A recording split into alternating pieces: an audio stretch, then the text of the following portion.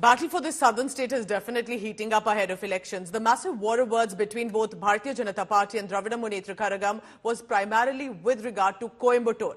I'll take you to what was said between the Netas. Tamil Nadu BJP President K. Annamalai and DMK Minister T.R.B. Raja sparred over the expenses spent during the campaigning for Lok Sabha elections and the party's chances respectively.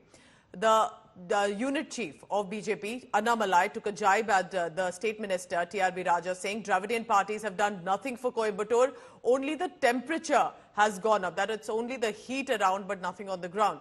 Annamalai has said that he will not spend a single paisa for winning elections. DMK, because it's their home turf, was quick to hit back at the BJP. Tamil Nadu Minister T.R.B. Raja said Bharatiya Janata Party is making up stories about the temperature rising. Basically, it will not be able to bear the election heat against them. He's also taken a jibe at BJP, saying nobody will come to BJP's support, and this has led to a back and forth reactions among the Netas.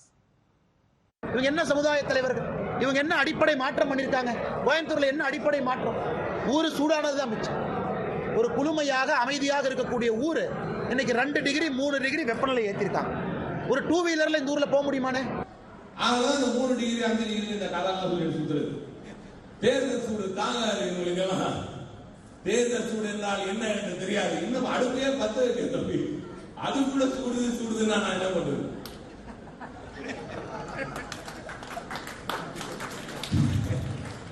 புரிந்தவர்களுக்கு புரிந்து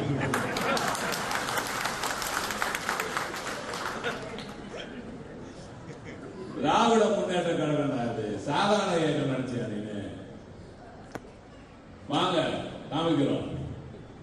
இந்த ஒரு மகத்தான கூட்டணியின் வேலை கோவையில் எதிரணியினர் மொத்தமும் deposit இழந்து அருமையான கணபதி ராஜ்குமார் அவர்கள் மகத்தான வெற்றியை உதயசூரன் சின்னத்தில் பெறப்போவது புரிந்துதான். எல்லா அமைச்சர்களும் இங்க இருப்பாங்க, பணத்தை கொண்டு வருவாங்க, நூற்றுக்கணக்கான கோடி ரூபாயை கோயம்புத்தூர்ல செலவு பண்ணுவாங்க.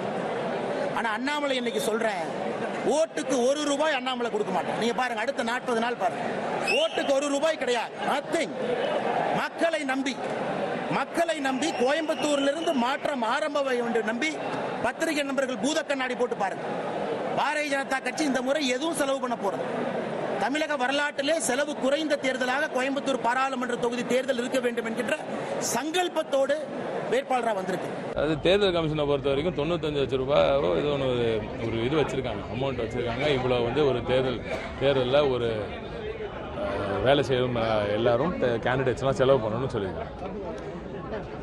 இயக்கத்தில் நண்பர்கள் இருக்கவங்க, இப்போ நாங்கள் 4 பேர் வரோம்னா அவங்க டீ காஃபி இதெல்லாம் வாங்கி கொடுக்கணும். எதிர்கட்சி தலைவர் கூட அது சொல்லியிருக்காருன்னு நினைக்கிறேன்.